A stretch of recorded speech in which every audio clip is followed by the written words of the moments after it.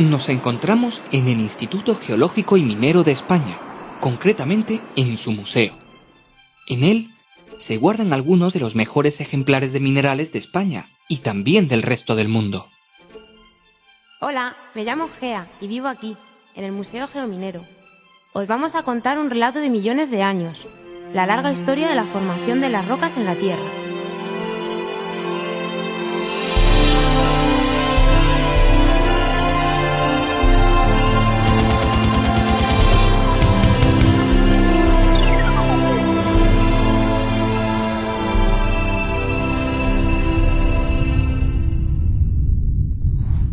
Los minerales son los componentes básicos no solo de nuestro planeta, sino también del resto de planetas y asteroides que se encuentran en el universo. ¿Pero qué es un mineral? Podemos definir mineral como un elemento o compuesto químico que tiene estructura cristalina y que se ha formado como resultado de procesos naturales. Los minerales se agregan unos a otros para generar los cuerpos sólidos que conocemos como rocas. Los minerales que forman las rocas pueden ser diferentes, aunque algunas rocas tienen solo minerales de un mismo tipo. En la superficie de la Tierra podemos encontrar una gran variedad de rocas, muy diferentes entre ellas en función de qué procesos geológicos han intervenido en su formación. ¿Pero podemos agruparlas de alguna forma? En términos generales, la mayoría de las rocas se pueden incluir dentro de tres grandes categorías. Por una parte, las rocas sedimentarias, que se forman en la superficie terrestre. Por otra parte, las generadas en el interior de la Tierra, que son las rocas ígneas, formadas al enfriarse un magma. Y por último, las rocas metamórficas, que son el resultado de la transformación de cualquier otro tipo de rocas. ¡Ah! Así que las rocas se mueven, pero muy despacio, ¿cómo lo hacen? Para comprender cómo las rocas pueden moverse y transformarse unas en otras, tenemos que considerar la estructura de la parte más externa del planeta, es decir, la litosfera, formada por la corteza y la parte superior del manto terrestre, la astenosfera. Esta litosfera no es continua, sino que se encuentra fragmentada en diferentes placas, colocadas sobre la superficie del planeta a modo de un enorme puzzle. Las placas se regeneran constantemente, es decir, tienen zonas donde se produce litosfera, mientras que en el extremo opuesto las placas se destruyen.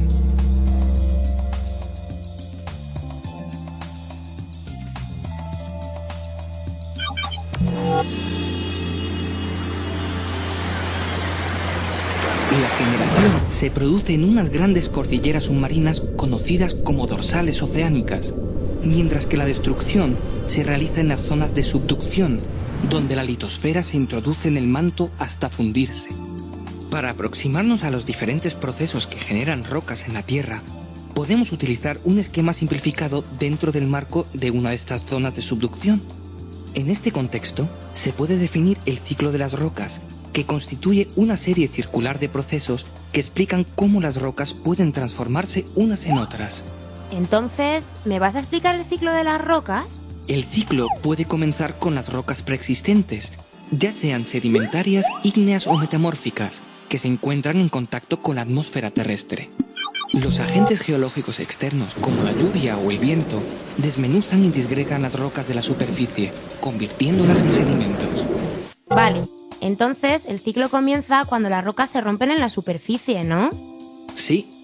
Estos pequeños fragmentos rocosos se transportan a zonas más bajas gracias a la acción de la gravedad, depositándose en las llamadas cuencas sedimentarias. Es en ellas donde se generan las rocas sedimentarias. Entonces, las cuencas sedimentarias son como grandes recipientes donde se acumulan los sedimentos. Las cuencas sedimentarias no están situadas sobre un sector estático, sino que pueden ubicarse encima de una placa litosférica oceánica que se mueve lentamente, introduciéndose debajo de la placa litosférica continental. Por tanto, la roca sedimentaria formada anteriormente comienza a introducirse en el interior de la Tierra y empieza a calentarse progresivamente, gracias a la energía interna que surge del interior del planeta. Además, el peso del sector montañoso que se encuentra encima produce un importante efecto sobre la roca sedimentaria. Eleva su presión litostática, lo que junto al aumento de la temperatura afecta a los minerales que la constituyen, transformándolos y colocándolos en función de la dirección de aplastamiento y generándose así una roca metamórfica. O sea, que si calentamos y comprimimos una roca sedimentaria, la podemos transformar en una roca metamórfica. Así es, Gea.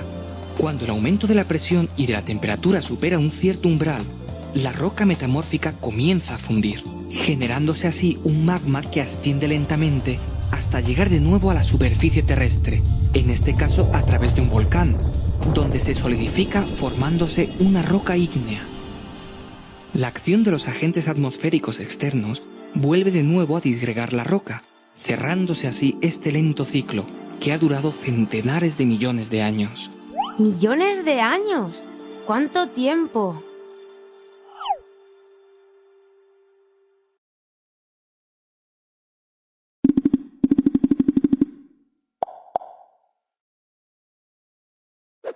A mí me gustaría saber algo más de las rocas. ¿Me puedes contar cuántos tipos hay de rocas sedimentarias? Las rocas sedimentarias se forman en la superficie de la corteza terrestre y pueden ser de 3 tipos: detríticas, químicas y orgánicas. Las rocas sedimentarias detríticas se forman a partir de procesos de erosión, transporte y sedimentación de granos de minerales o de rocas, llamados clastos, que viajan desde las áreas fuentes generalmente elevadas hasta las cuencas de sedimentación que se encuentran a una menor altitud. El proceso se realiza por la acción del aire, el hielo o más comúnmente el agua, apoyado siempre por la fuerza de la gravedad. Así que es el agua el agente más importante para formar estas rocas, ¿no? Sí, el medio acuoso puede transformar clastos con tamaños muy variables, desde pequeñas partículas en suspensión hasta voluminosos bloques. La energía del agua disminuye progresivamente desde las zonas con mayor pendiente hacia las zonas más bajas, por lo que en la cuenca de sedimentación los sedimentos más gruesos alcanzan poco recorrido, depositándose cerca del continente y generando las rocas sedimentarias conocidas como conglomerados.